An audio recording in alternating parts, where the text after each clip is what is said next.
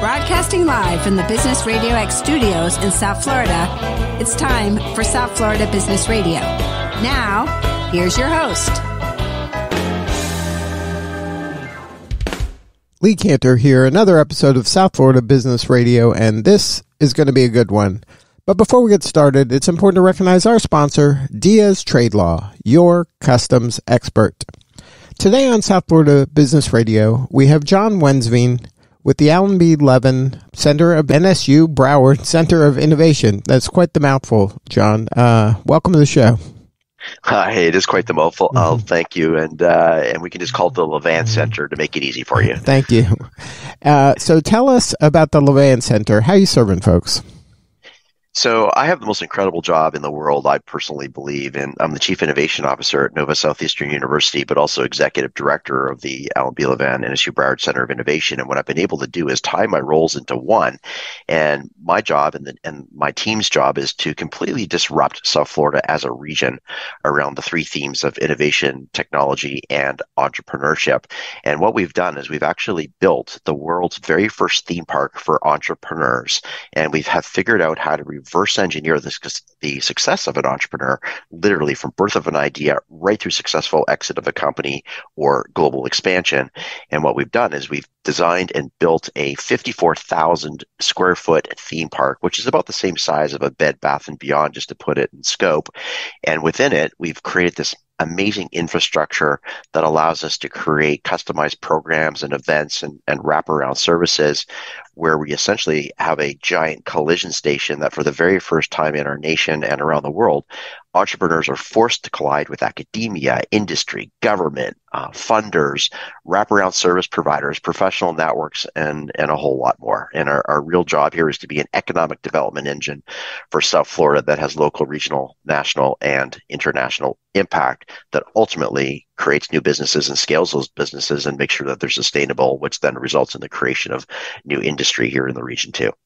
Now, you mentioned that this effort is in disrupting kind of the way things are being done currently. Is there, what was the genesis of the idea, and where are you getting your methodology to kind of at least test the water in this manner?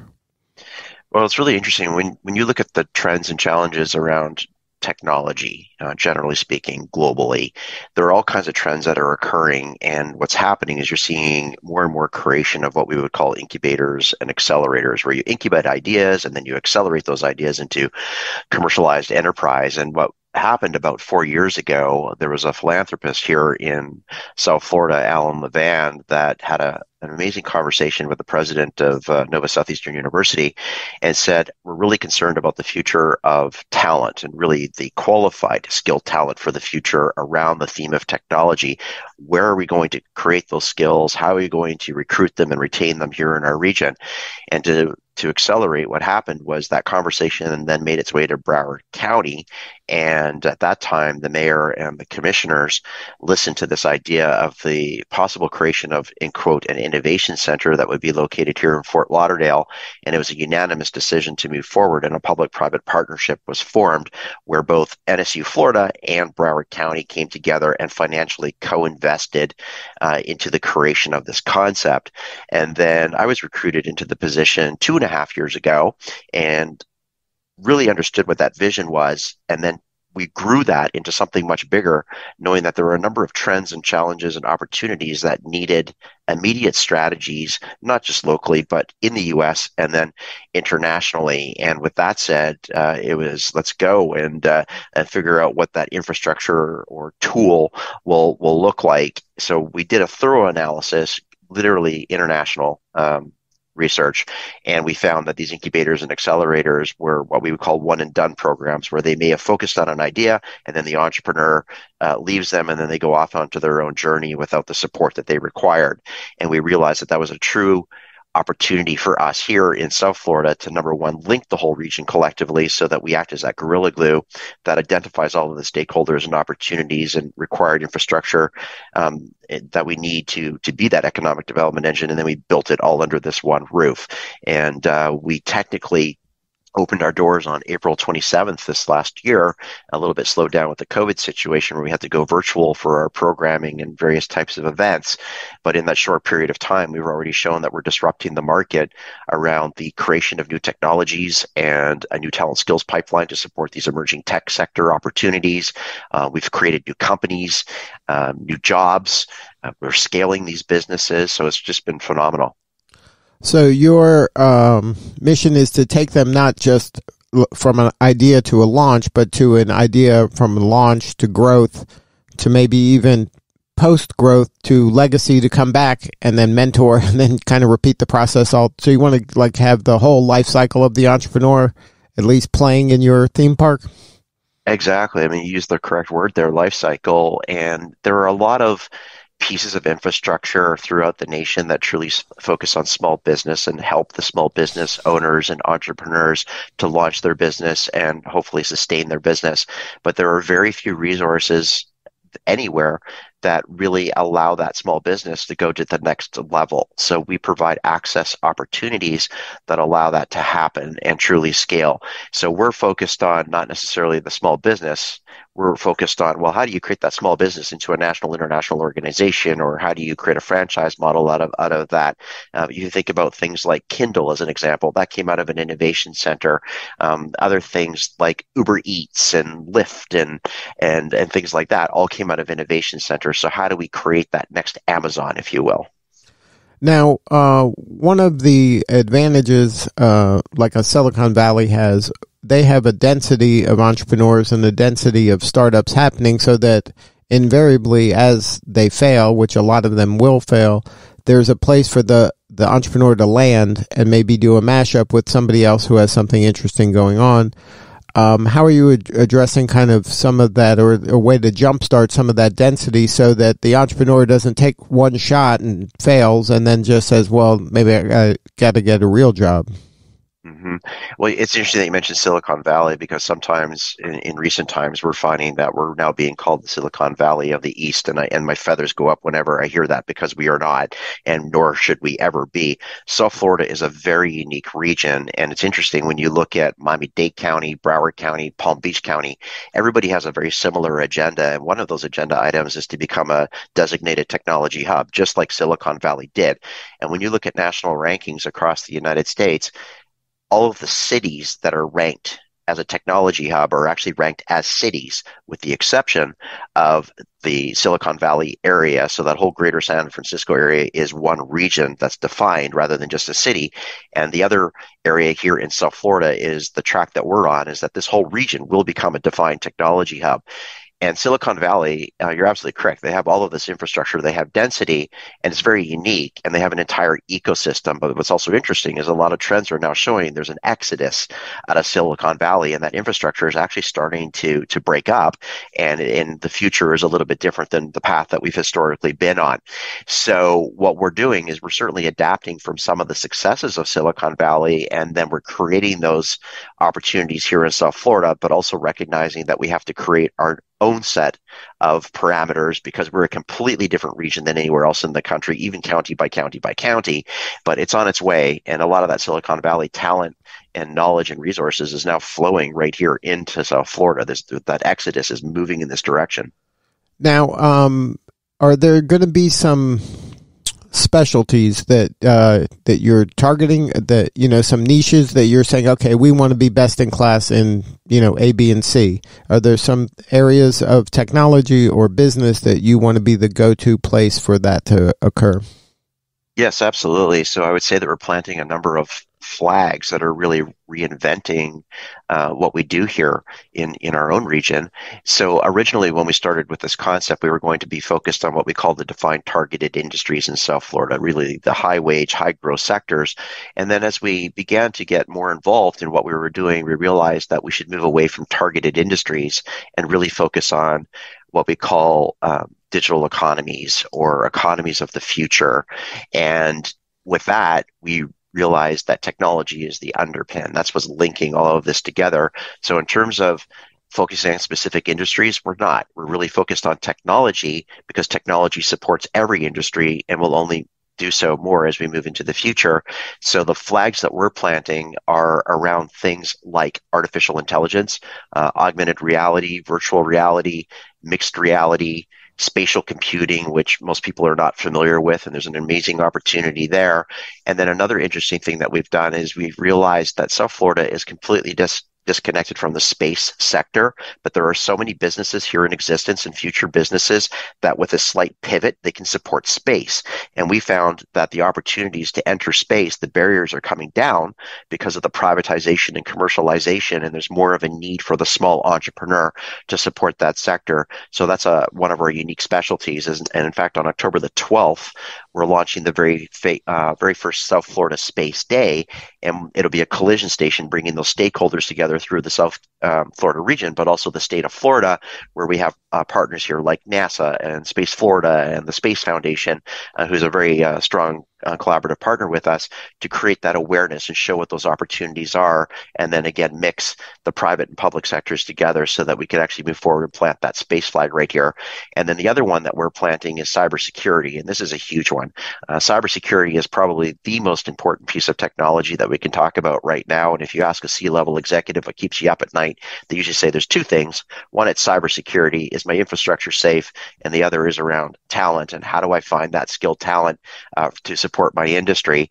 And what we recently did is we opened up a military-grade cybersecurity range, and I would like to say that it is the most powerful resource of its kind in the Southeast region of the United States that allows NSU to create new programs around cybersecurity to fulfill those talent needs, but also to work with other academic partners, industry, and government at all different levels from a training perspective at the entry, mid, and advanced levels, but also to allow you to simulate real-life scenarios so that you can be reactive and proactive within your own industry environment.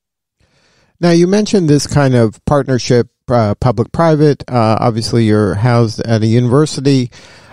Is there an opportunity for businesses to kind of partner with NSU maybe and say, okay, you know what, we don't have enough cybersecurity folks, so can we help you develop a curriculum or some classes that'll help educate your students in this, and then give them kind of a direct pipeline to us or other companies like us to further their career? You're absolutely speaking my language, and sometimes people will look at me and say, what is this guy talking about? When I tell you what I'm about to say is that there's a huge disconnect between academia, whether it's a public institution or a private institution, and industry. And for years, the academic world has dictated to industry what they think their needs are, and then industry is turning around saying that's not correct. Our needs are X, Y, and Z. So infrastructure like the pieces that we are building allow us to be the bridge that connects the academic worlds with the worlds of industry and government as examples, and then we can find out what is it that industry truly needs. So in this particular case, it's a cybersecurity expert, but I'm not getting the right knowledge and skills or personality out of these academic programs. We then create opportunities for industry and academia to co-invest with one another. So an industry partner could come to us and say, here's our need, short, medium, and long term. How can you help us? And then we as an institution and as an innovation center, they can say, okay, we'll co-develop that curriculum. You invest into the infrastructure with us, and then we'll create those pipelines that you so desperately need. And we make these long-term co-invested strategic partnerships where we're not just sitting around a table having a coffee and a bagel. We're actually walking and talking collectively together. And that's it sounds like it's an easy formula for some of the challenges that we have in the world. In reality, it is. We just need to do a better job all over the world to make sure that industry and academia are coming together as one. And if you look at the data, academic institutions globally are actually decreasing. So every day there's an institution closing its doors. Well, the corporations are now developing their own training, their own universities in-house to create the talent and the skills that they require if they can't get it from other means. So there's a huge transition occurring in this world right now, and I think you're going to see more co-invested strategic partnerships where we collectively think as one rather than not being on parallel paths with each other. Now, are you seeing any trends regarding at least the mindset of entrepreneurship amongst young people? Are they kind of at least changing their thinking from I'm going to get a job to I'm going to, bet on myself? So if you asked me that question 2 to 2.5 years ago, my answers would be a little bit different than they are today. And I think that the COVID global pandemic has really altered the pathways that a lot of young people are on. Their way of thinking and doing has changed, and some will say it's just a fad, and others will say that this is the way of the world moving forward. And what we have found with this whole, in quote, great resignation is that just the attitude and perspective of people, generally speaking, has changed, where they have increased demands in terms of what they want with their day-to-day lifestyle, how they work, how they think, how they do, if you will. And I think there's some cons that have come with that, but the pros is that people are learning to reinvent themselves. So we go through these phases of survive, adapt, recover, and now we're in that rethink mode. And it's entrepreneurs at all levels, from young minds trying to do something with creating a business to more established entrepreneurs that have been successful or not successful throughout their own journey. And what we're finding is that the COVID situation created new business opportunities, and most of those being virtually accessible. So there are new types of businesses, new types of industries, new types of economies requiring new types of mindsets and skills that we would probably have never addressed if the pandemic never did not occur. Now, is there an effort to maybe educate younger and younger people about this entrepreneurship mindset? Because to me, that's almost a must-have, that you have to change the way you're thinking, even if you're going to get a real job in terms of working in an enterprise. If you could think of your boss as your client, it changes how you behave and it changes how you think. Are you seeing any of that happening, where that kind of mindset training, or at least opening their mind to that type of thinking, is trickling down through college, through high school, through even middle school and elementary school? Definitely. And I think it's an international impact that's starting to happen. And I think that some regions of the world are probably further ahead than we are here in North America, where a mindset is something that you have to educate and create awareness about. And there's always been this belief that in order to be an entrepreneur, you have to be born with it in your blood. You just can't become an entrepreneur. You're born with it. And I completely disagree with that. I don't think a lot of people even understand what entrepreneurship is. So what we're doing specifically with the Levan Center of Innovation is we actually have programming around seminars and workshops and eventually certifications. And as part of what we call our Founders Journey program, which are very complex, very categorized, multi-week programs, the innovation mindset is introduced. And we start with, well, what is innovation? It's a word that people use all the time, but they don't necessarily understand what it means. And that anybody virtually can be an entrepreneur, even if they don't think so. But it's part of our mission is to be able to educate and explain what that is and show what that pathway looks like. Even if you're an employee in corporate America, you still are an entrepreneur in many cases. Only refer to that as intrapreneurship. So how do you build companies from within? So everybody that crosses my path, I look at them as, you're an innovator, you're a disruptor, you're an entrepreneur or an intrapreneur, but there is a way to educate. And the global trends are showing that more and more of this innovation mindset and entrepreneurial mindset is being embedded into curriculum and more hands-on experience and exposure to networks that maybe you didn't have access to before. Now, what about the underserved folks that there aren't as many numbers of them in maybe the engineering schools, the technology innovation area? Are there an effort, an outreach for them to at least learn or get a taste of this, so then that might alter not only their career path or their future, but also their family and their community? Absolutely. I think the key word there is accessibility, and many of these underserved zip codes and demographics simply don't have awareness, or maybe they don't even have the technology to be able to learn about certain things. So if you look in South Florida about the percentage of people that don't even have access to the internet, it would blow your mind, where everybody just assumes that you are, from a technology perspective, can access anything you want. And the reality is that's not true. So what we do with our own programming is we actually work with different types of organizations in the public and private sectors to go into those communities and bring those communities to us. But we're taking that even a step further. We recently received a federal grant where we will now build an innovation center on wheels. So imagine bringing your innovation center into those underserved communities, but also creating bridges of opportunity to bring them to you. So as part of our outreach, we will be going into the South Florida region, to the underserved areas, to the underserved demographics, to increase accessibility in terms of opportunity. And some of the best entrepreneurs in this world come from those types of zones or demographics. And our job is to find them and figure out how we can accelerate their success.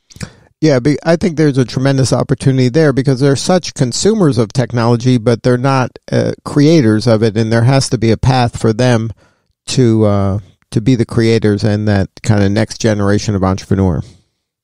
Absolutely. And I think that one of the things that we sometimes ignore is what the life cycle of that entrepreneur looks like. So let's start at the very beginning. How do you get to those young children so that they understand that there's a pathway? And I'm a firm believer in using a baseball diamond as an analogy, that most types of programs out there look at the baseball diamond, and if you can get the batter to first base, then that's success, and then hopefully they get to second and eventually cross home. We look at things a little bit differently. So we measure success of an individual right from the very beginning before they do anything. So they're batting at the home plate, and we figure out, how do we get you to third base first, then second, then first, and then ultimately to where you started. And by doing that, we create a very strategic map, if you will, that also allow, it's like a highway. And what we do is we provide off ramps or exits so that if you come into a challenge, well, there's an off ramp, but it allows you to get back on that highway. And that's a model that's never been completely perfected. And we're going to do our best to make sure that we can. So you're kind of keeping the end in mind and reverse engineering to the beginning? Absolutely. And we've already got a number of examples where we've actually steered some people back onto that pathway. And there's some really interesting successes coming out of the Levan Center of Innovation right now, and NSU as an institution. And it's changed people's lives, right down to faculty within academic disciplines. A lot of faculty, they may concentrate on research or writing a white paper or going to a conference, not even recognizing that the research that they're doing can actually be commercialized. So we're developing that programming infrastructure too, so that they have more of an innovative mindset and can think more like an entrepreneur, so they can actually commercialize on that research. So what do you need more of? How can we help? Oh, we need a lot of things. So I think the thing that we probably need the most help with is just simply awareness. How do we let the world know that this incredible resource exists right here in South Florida? And the best way to do that is to truly invite people to come and see it. So you can see videos and you can see pictures and you can hear about things. But when you come here, you truly do walk into that theme park atmosphere.